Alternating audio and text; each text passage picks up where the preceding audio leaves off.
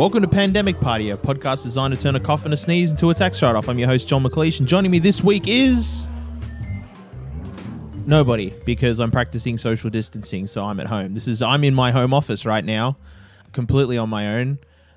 I'll be honest, I've never been a huge fan of the solo recording.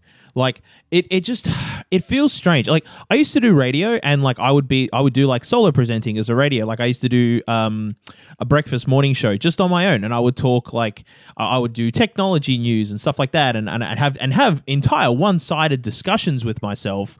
But it felt like because it was live radio that there was at least like another person there. Whereas when you're recording a podcast, it's a bit different. I'm noticing a difference. I'm really noticing a difference between like just looking at my computer screen and like staring at a waveform, as opposed to like, I don't know, looking at a on-air sign. I don't know. There's some weird psychology going on there. Go figure. Anyway, so, for those of you outside of Australia, I guess, Australia's implemented a shutdown. We're not calling it a lockdown. There's a difference, apparently.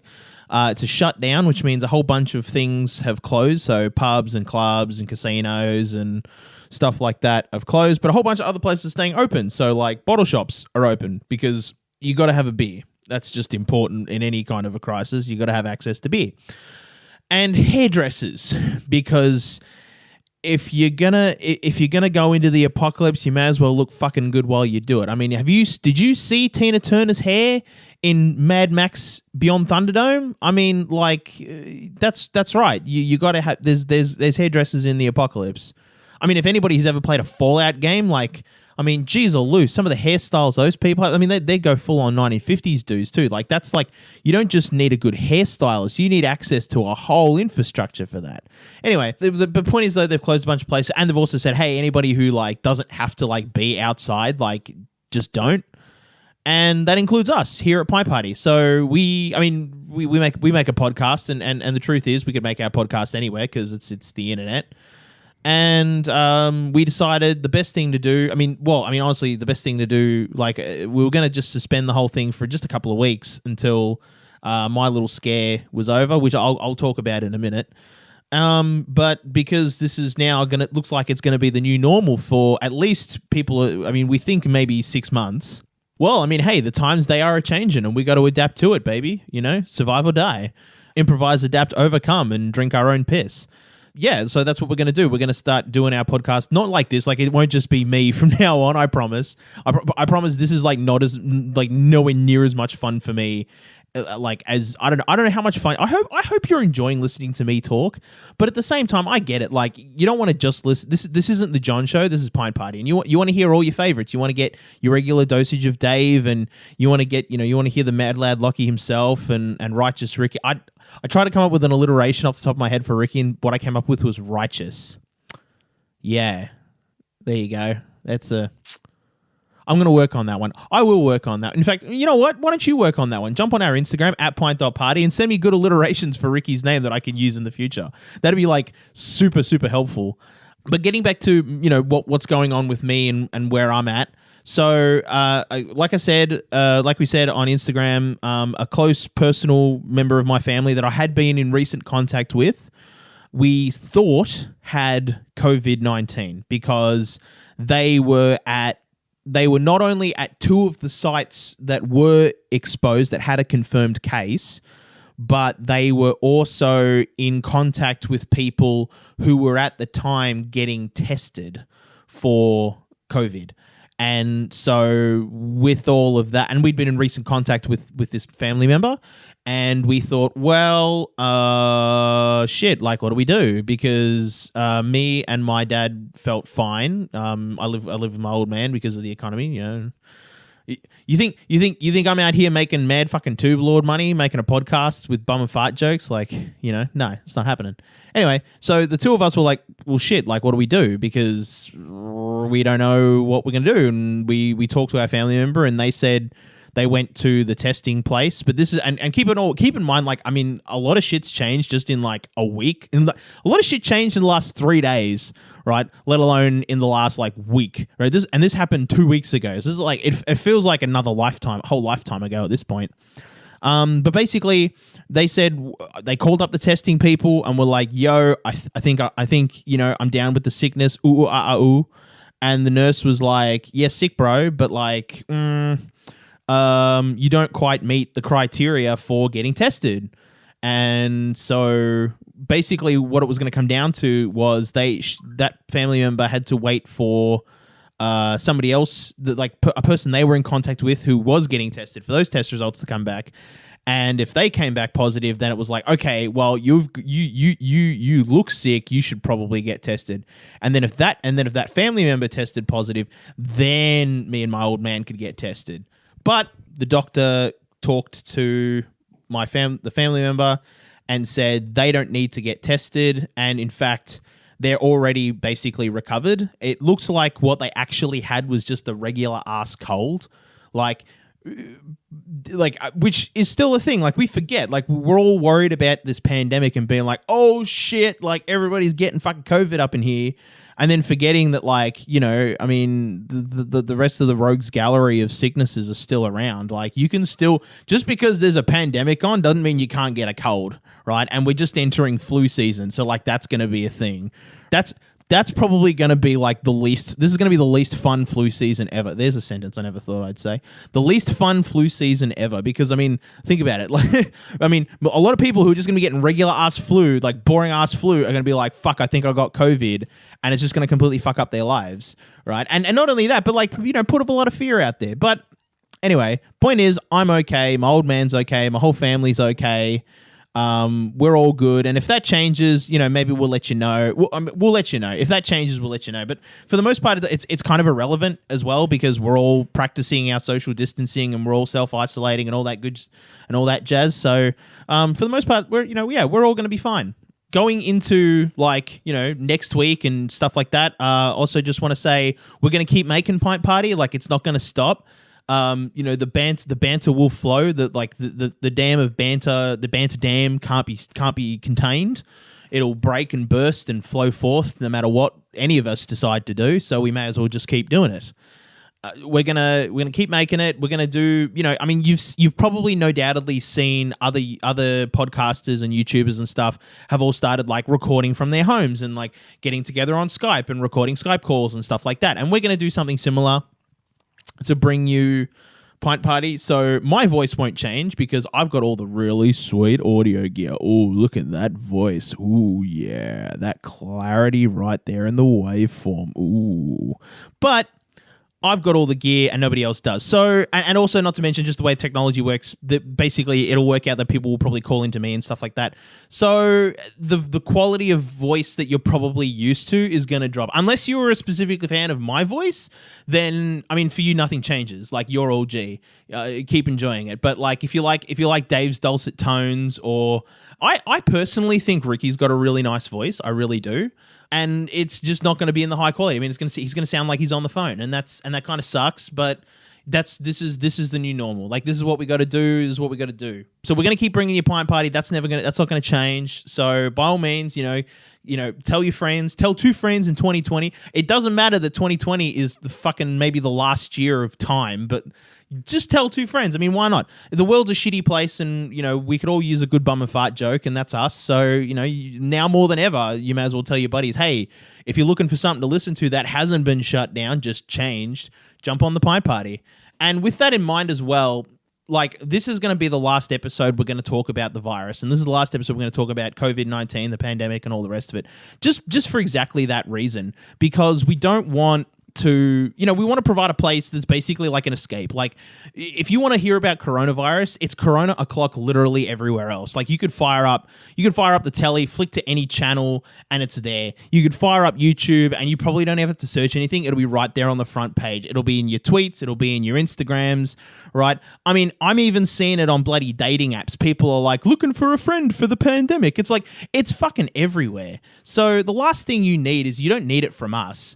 And so we're gonna try and just keep it light. We're gonna talk about other things. We'll keep the banter good.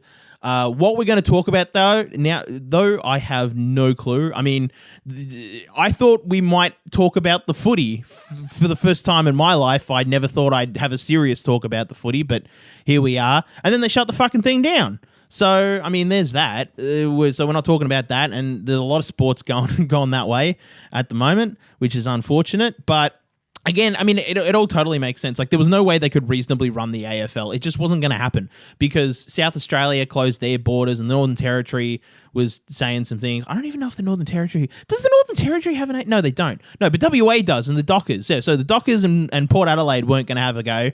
And then, word around the water cooler is Sydney was going to have a similar gimmick. And if Victoria did, well, that's it. Fuck, that's most of the league right there. So, I mean, they could all come here, but then most of them probably couldn't go back, and that's just a whole nightmare. So, yeah, they just decided to shut the whole league down. So that sucks, but, what are you going to do? So, but aside from that, I have no idea what we're going to talk about, but we will find things to talk about. But I promise this won't all be just COVID, me lamenting. I come bearing gifts, and one of the gifts I come bearing is... a list. I sat down and had a really good hard think about things to do during the quarantine. And if you're stuck at home, obviously, like, a lot of people are working from home. And if you're working, that's great. Like, you've got something to do. But there are a lot of people who, maybe they got laid off or they've been stood down and they can't do their job for XYZ reasons. And so they're just sitting around at home watching Netflix. And don't get me wrong, sitting around at home in your underpants watching Netflix is great. I'm a big fan of it. I'm a big advocate for it. I just this morning was sitting in my underpants watching Star Trek Deep Space Nine. I love it. I mean, I never thought I'd say I would actually enjoy Star Trek Deep Space Nine, but I'm finding that I'm actually really enjoying it. That being said, that I started from episode 1, I'm watching all the way through, and it helps when you've got the context of the Next Generation, but none of you care about my nerdy shit. Anyway, so things to do during the quarantine, right? That isn't sitting around in your underpants watching Netflix. Number 1, play Doom Eternal or Animal Crossing. They're brand new video games that just came out, and if you've got a PC or a Switch or an Xbox or a PlayStation, you can play those games, or at least one of those games. You can play Doom or Animal Crossing. I think Animal Crossing is only on the Switch, but like both are there, and one maybe is for the older kids, and maybe one's okay for the littler kids. So they're brand new games. Everybody's playing them, and everybody will be talking about them, and it'll give you something to talk about with your friends as well. Oh, have you played the new video game? Oh, yes, I have too. So you can do that. Or if that's not your bag, if you want like a game that you can play with other people, or using gaming as a way of like meeting new people in a social context. Lord of the Rings Online and Dungeons and Dragons Online, which were both free-to-play MMOs, but had downloadable content that you had to pay for. They've made all that content free until the end of April. So you can download, and like, I don't know how much content's in D&D Online, but like Lord of the Rings Online, like that's a good chunk of content. Is it like World of Warcraft levels of thick? I don't think so, but it's free. Excuse me. It's free. So like you may as well just get on it and check it out. And again, that's, if you've got other friends who are also in isolation and all that jazz, give that a go. It's a great thing to do. But if gaming's not your bag, another thing you can do is learn to code. Now, learning to code, you don't like when I say people. First thing a lot of people are going to think when I say learning to code is, oh, what about video games? Like video games, like that's the thing you do, right? You don't necessarily have to learn to code to make video games. You can learn to code to make a website, or just to maybe develop a greater appreciation of computers. Maybe you work a lot with computers and you just want to better understand how they work. Maybe you do a lot of work with websites, maybe not necessarily like building websites, but maybe say you're a copywriter and you have to do a lot of work with, say, WordPress or something like that. Developing a greater understanding of how those platforms work might help you out in your job. Or, you know what? If you've always had passing interest in IT and you're like, you know what, I want to make the jump into software development, you may as well take the time to learn to code. And there's a bunch of resources out there. So the number one resource that I recommend, there's two actually. The two resources I recommend is freecodecamp.org, which is absolutely fantastic. They have really, really fantastic like YouTube video tutorials on how to on programming and on all sorts of different languages too, like everything from HTML to Python to C#, Java. Whatever you want to do, they've whatever language is best for you and whatever you want to do, they've probably got a tutorial on it. And the other one I would recommend, it's a mobile app and it's called Solo Learn. And this is one I used a lot for learning C# and Python specifically. just because programming's a hobby I do. I'm not good at it, and in fact, it stresses me out. And I look at code, and if I've done something dumb, I'm like more likely to yell at myself than like have anybody else yell at me about it. So I definitely couldn't do it 8 hours a day, but it's a good hobby. I mean, it sounds weird, but it's fun. Maybe I'm kinky like that. I don't know, but. Get on Free Code Camp, give it a go, have a try, and Solo Learn. That's a mobile app. It's completely free, and there's kind of a social media element to Solo Learn as well. So again, if you're looking to meet like-minded people, there's a place for you to do that. And coding, by the way, is not restricted to adults. Like, if I don't know, I'm guessing that most people who listen to Pint Party don't have children, but maybe you know somebody who does have children, and they're looking for things to do to keep the kids occupied when they're not doing their online learning. And when they're not doing their online learning, I should say, the amount of videos I've seen come out of like kids like getting around that is honestly it's educational in its own right. Just seeing the amount of creative ways people are coming up with like getting out of doing schoolwork, it reaffirms, how wonderful and unique human ingenuity is, and how it's something that's with us our entire lives. Like, yeah, it's good. But at the same time, if the kids are like, looking for something else to do, they go, Mom, Dad, I'm bored. Humble Bundle right now, if you go to humblebundle.com, offering a humble bundle of coding starter kits for kids. And one of the books that they're offering is for getting started in Scratch. Now, Scratch is a programming language that was developed by MIT, the Massachusetts Institute of Technology. And they made Scratch, which is kind of like a kid's version of ActionScript, which is what Flash was used for. But that being said, though, like you can apply like Scratch principles into all sorts of other kinds of programming. Like, it doesn't necessarily have to be restricted to Scratch. Like, from Scratch, you can move on to Python quite easily, or HTML, or in fact, maybe not C#, but I think C# might be a little bit more advanced. But definitely Python gives you a heck of a lot of versatility, especially Python is what YouTube uses in their backend to give you videos. I mean, that's how powerful Python can be. So there's a really fantastic Humble Bundle out right now, and it's running for the next 14 days, 11 hours, 37 minutes, and 57 seconds at the time of recording. So you've got time to have a look at it. And of course, you can pay as little as $1.50 all the way up to, what's the maximum amount? $22, and you'll get pretty much everything, including not just Scratch, but coding with Minecraft. There you go. The Redstone programming. I mean, I've seen people program bloody computers in that thing. I don't even know how to program with Redstone. So there you go. There's a whole thing.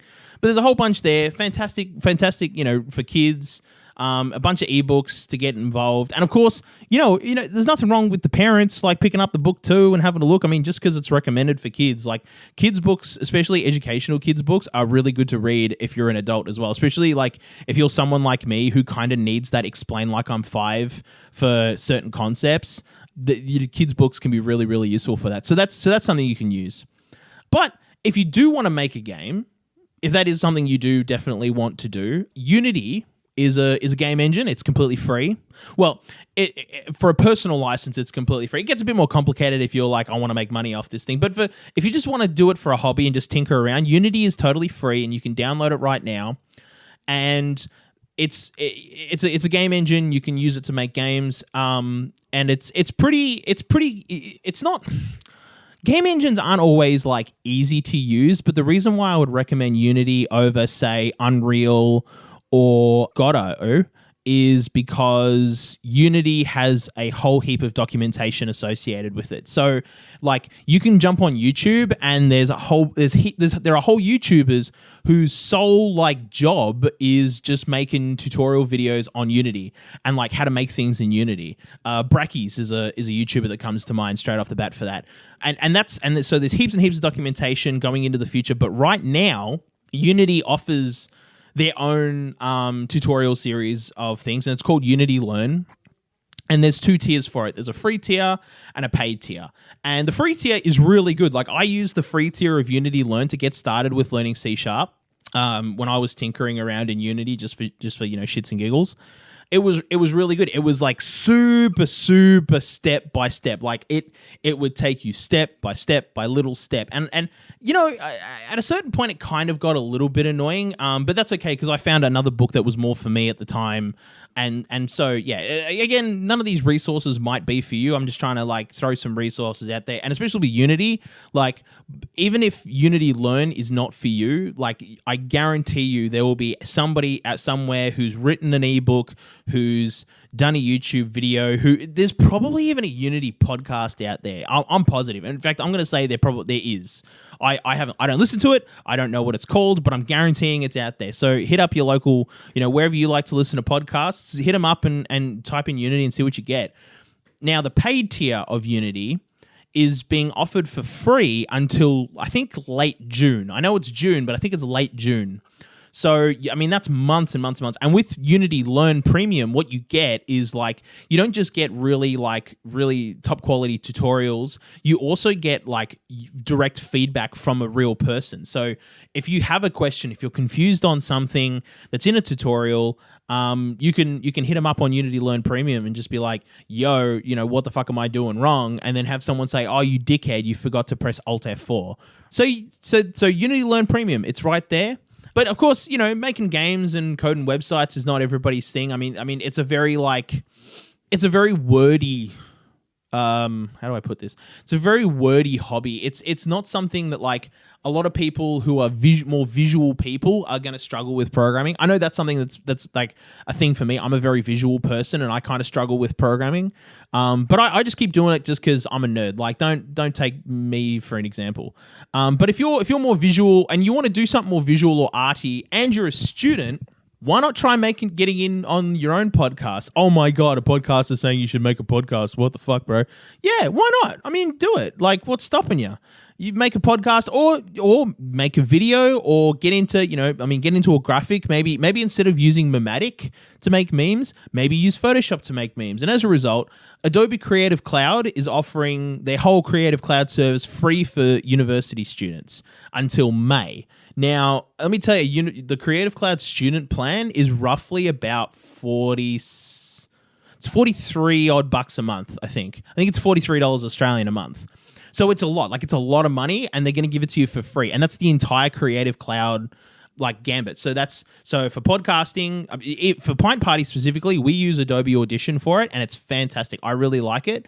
And we also use Adobe Premiere to make our Instagram stories, and we use Photoshop to put together our Instagram advertising. If you go onto Instagram, right, our Instagram, @pint.party, and you look at all of basically every image on there except for the memes. In fact, even then, I even used Photoshop for the memes.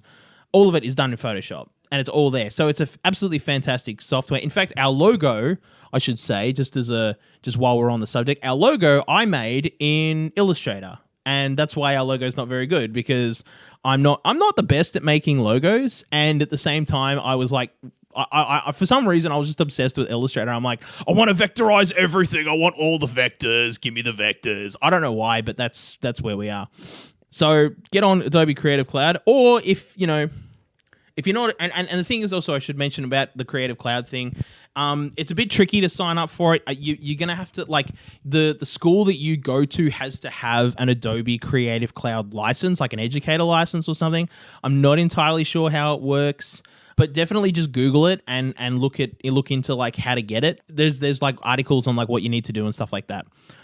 If you are a student, or you aren't a student, or you still want to be arty, but you don't want to but you don't qualify for that, have you considered 3D modeling with Blender? Blender is a 3D modeling software. It's open source. It's really, really good, especially now after Blender 2.8.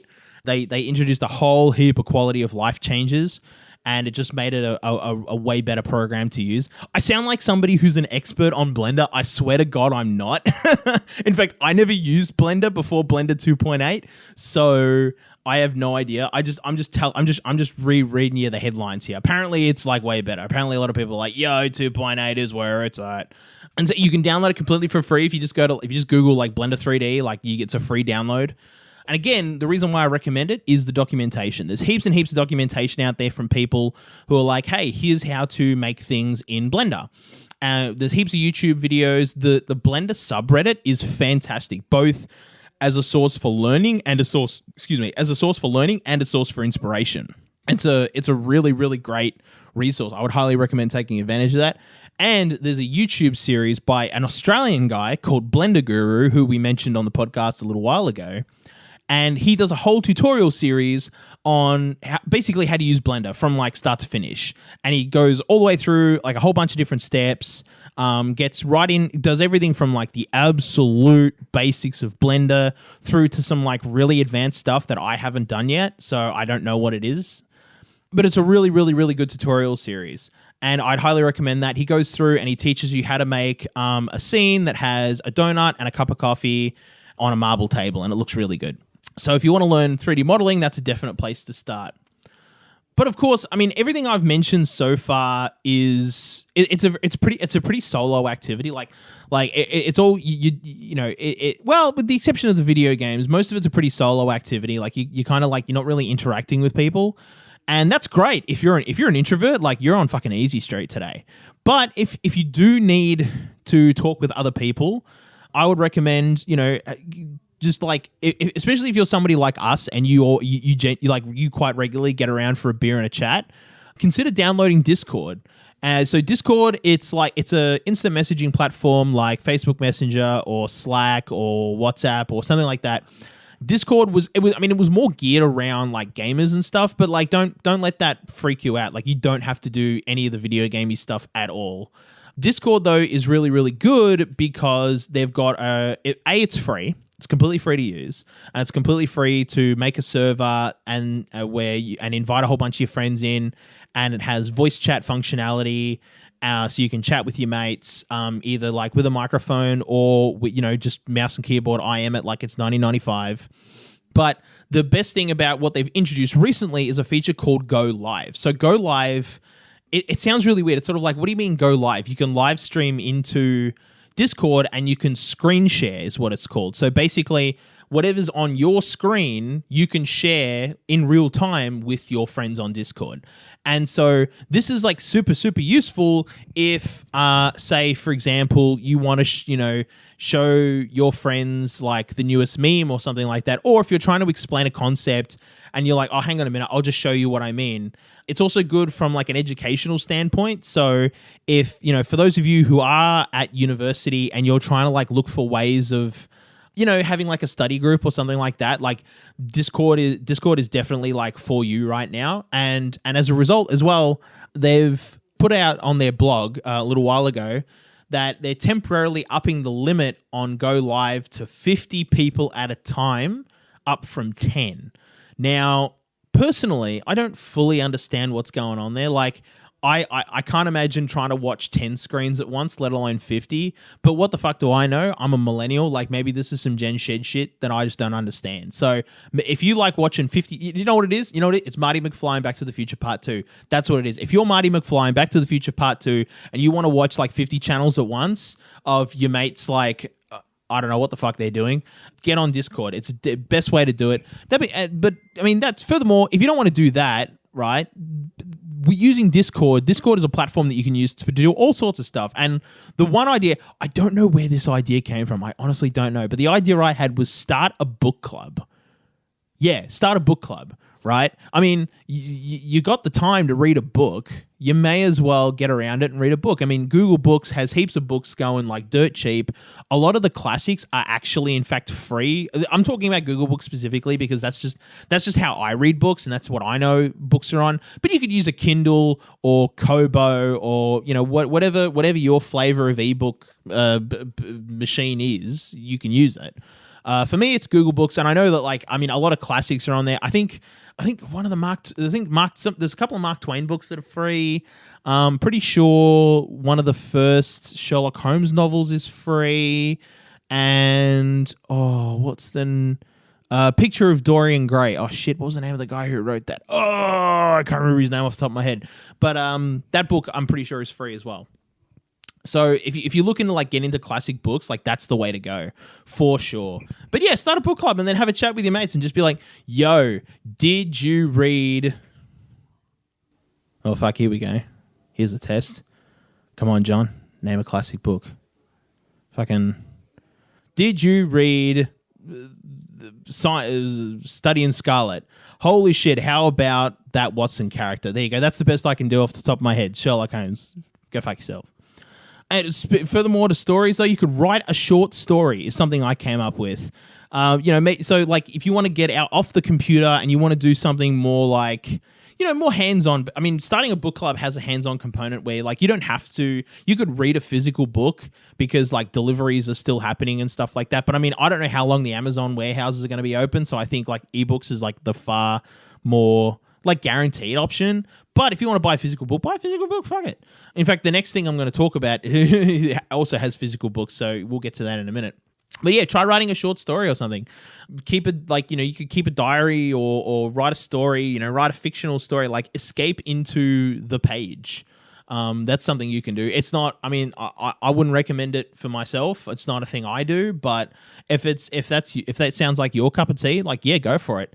But that's not to say I don't like writing at all. What I do like writing though is tabletop campaigns. And especially now, right, when all your buddies are just hanging around at home, they're fucking bored off their tits, right? They're like, we fucking hate this. There's only so much jerking off you can do in a day. What the fuck are we going to do? You can fire up D&D Beyond and play D&D with your buddies. Now, D&D Beyond is actually a really good website if you want to play Dungeons & Dragons specifically. You can create character sheets for free. You can buy all the rule books and everything you need on the web, right there on the website, and they'll give you an ebook straight away. I think they even have like the core game rules are actually free, so you don't even need to buy anything. If you just want to like roll some dice and kill some motherfuckers, like you can just do that and it's fine. But if D&D isn't like really your thing, like, I mean, like, or if the D&D rule set isn't your thing, you want to, get into another fantasy campaign or something, I would recommend drivethroughrpg.com. Like, it's a website where you can go and buy a whole bunch of like tabletop rule books. They're an absolutely great service. I used them when I was getting the Carbon 2185 rulebook, which is a cyberpunk RPG like that uses the D&D rule set. Which I would recommend, by the way. It's a pretty fucking good like game. But they got a whole bunch of different RPGs on there. They don't just have like D&D stuff. They've got cyberpunk stuff. They've got like super sci-fi stuff. They've got a whole bunch of like really weird stuff, but they've also got like super generic stuff too.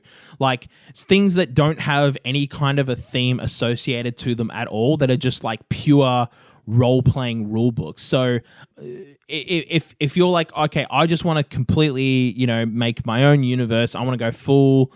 fucking, J.R.R. Tolkien or George R.R. Martin. There's a lot of R's there I'm noticing in fantasy writers. But if you want to go full on with like universe building, like you could absolutely just pick up a generic rulebook, RPG rulebook, and like they'll sort you out. But if I could make a recommendation, maybe you're a gamer and you got a bunch of buddies and you're like, what are we going to do for the next little while? Well, I mean, you could always get ready for Cyberpunk 2077 and buy Cyberpunk Red. In fact, I saw just today, I can't guarantee that this is going to be the price when you listen to this, but I just saw today the ebook for Cyberpunk Red, which is the updated version of Cyberpunk 2020, which is the original tabletop game, is like $5 at the moment on DriveThruRPG. And that's a PDF that you can buy. It's just click and download and you get it right there, ready to go. It's fantastic. So... the only thing I would say with Cyberpunk Red is that it's really only a starter kit. Like, it's not the full RPG. The full RPG isn't going to come out until Cyberpunk 2077 comes out in September.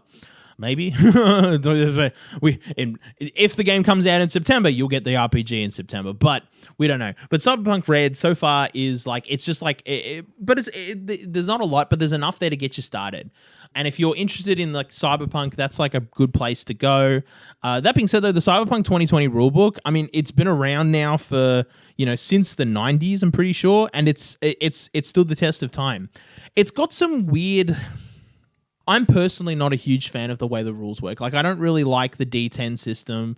I don't like the whole one shot and you're dead. But that being said, though, there's like that Friday. It's called, I think they call it Friday Night Firefight. And basically, the whole point of Cyberpunk, it isn't like D&D where it's like you'll have Gandalf the dwarf, and Gandalf the dwarf you will keep until level 20, and if they die, it's like, yeah, no worries, mate. Just like take a healing potion and you're all good. Cyberpunk's like, oh, you know, the bad guy rolled a 10 and just shot you point blank through the head. Well, that's it. Your brains are now splattered all over the wall. Re-roll a new character. Like, Cyberpunk doesn't fuck around. You know, you don't make a character in a Cyberpunk game and be like, I'm gonna keep this character forever. And if you are, you could totally do it, but like, you're probably not gonna do a lot of fighting. You're probably gonna want to like gear hard into like, you know, charisma. And I think, if I remember correctly, I think Cyberpunk 2020 has a sex stat that you can like put points into. I definitely know that like as one of the Cyberpunk like augmentations, you can get like a robo dick. I know that's a thing you can do. I can't remember what the stats are, but I know that's a thing you can do. So if that tickles your fancy, drive through RPG.com. They're like they have them all going there really cheap. I had no idea there was a Star Trek RPG.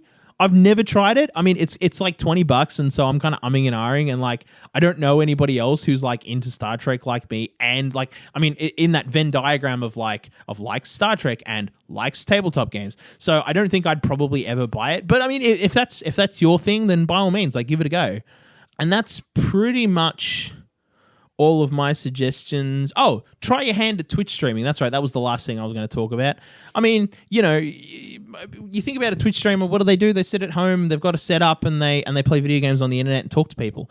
Well, I mean, if you're looking to meet new people and like you like playing video games, why not give it a go? I mean, you don't need to have a super fancy, sophisticated setup, right? If you just want to like meet new people and just be like, yo, like I'm literally here just to be like, what up? You know, try your hand at Twitch streaming and talking to people, or you know, watch Twitch. Like there'll be heaps of Twitch streamers right now, because a lot of them are gonna need your support too. Because a lot of Twitch streaming people, some of them are full time and they do really well, but a lot of them, you know, for them it's like a supplementary to their income, and some of them are probably going to be losing their primary jobs and they're going to need supplements to their income. So you know, like help a bro out, help a sister out, and like jump on there and find some Twitch streamers that like, you know, that are suitable to you. You know, not every Twitch streamer is going to play what you want to watch. And even then, some Twitch streamers that I like, I don't always watch. Like one of my favorite Twitch streamers is Lawrence Sontag, formerly of Funhouse. And he's great, but sometimes he's playing video games that just aren't vibing with me. In fact, most of the time when I watch him, it's only because it's when he's playing Final Fantasy 14. But yeah, you find somebody that you want to watch, and there's a chat function, talk to them and talk to other people there. And, you know, there's a whole bunch of different ways of being social without needing to go to a pub or a club or anything like that. And there's nothing stopping you from like cracking a tinny and having a beer and a chat with the lads online. Like you just, you know, the bottle shops are still open and you can order booze in online. And this is in Australia, by the way. I don't know what the situation is in America. I've sort of heard that like California's on lockdown, and I'm like, cool, boy, I'll be interested to see how that pans out. But here in Australia, bottle shops are still open. The bottle-o is fine. You can still get a beer. So, you know, crack a tinny and say hi. And then, of course, you know, I suppose my final suggestion, because it's Pint Party and I have to suggest it, just grab your dick and double click, my dude. Like, you know, maybe instead of looking at like, I don't know, if I can check bicycle porn, maybe you go, you know what? I'm going to try a new category today. Let's explore the plethora of pornography that exists on the internet. You know, fire up Pornhub and hit that random button. And like, I think there's a random button. I don't know. Like whatever, you know, the Pornhub equivalent of I'm feeling lucky is, like hit that button and see what you get. You know, there you go. That's it. Because it's Pint Party. There you go. There's our Pint Party suggestion. Find new porn to jerk off to. There you go. With that, though, we'll leave it there. If you like this episode, please tell a friend about it. In fact, tell 2 friends in 2020 and tell them we're gonna be here. We're gonna be uploading every Tuesday, and I promise it won't just be me for forever. We're gonna have people on next week. We're in the process of like setting that up and organizing it. And honestly, we just weren't gonna be able to get that going this week because so much was changing. Usually we record on a Friday.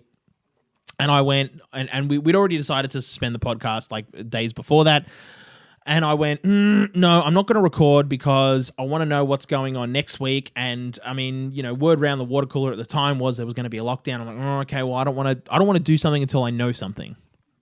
And yesterday, literally not even yesterday, it was last night, like at 9:30 at night, people, the Prime Minister was like, yo, my dudes, here's what's up. So it was like, okay, so now we know, and now we know. So yeah, this is it. And the plan was always for me to just do a solo cast, keep it chill and keep it simple. It literally wasn't supposed to run for 40 minutes, but there you go. If you've listened for this 40 minutes, like, I fucking love you. Like, holy shit, you are an awesome human being. And yeah, tell a friend, tell two friends, follow us on Instagram at pint.party. We're looking at maybe doing more stuff on the Instagram as well. No promises though. We're just thinking about it. And if doing more stuff with Instagram is something you'd be into, please let us know. Let us know as well. Just shoot us a DM if there's anything specifically you want us to talk about. If there's anything you're interested in and you hey, John, I want you to look into X, right? Or talk about Y or whatever. I will totally do that. Ooh, speaking of which, I was going to do it today. No, we didn't have enough time today. I'm not going to do it. I'm not going to bore you any further. The history of toilet paper. Holy damn. There's a guy on YouTube called The History Guy. He's an absolute fucking mad lad. He wears a bow tie and everything. He's the real deal. He did a whole video on the history of toilet paper.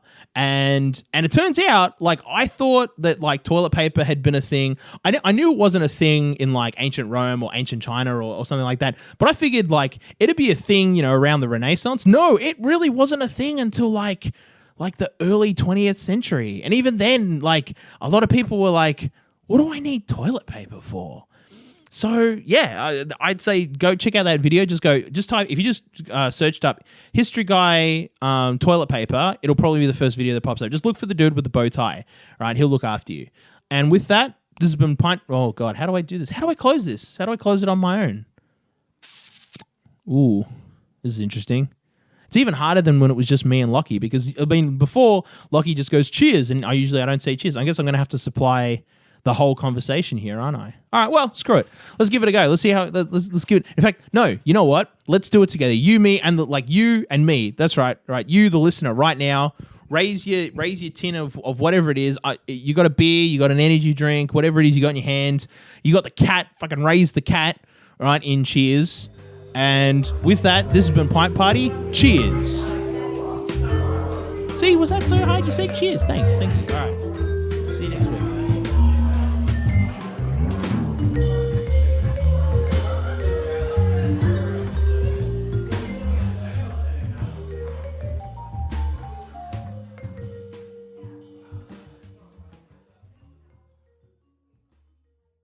This podcast is part of the Hartefact Podcast Network. For more of this and our other podcasts, head to hartefactstudios.com.au.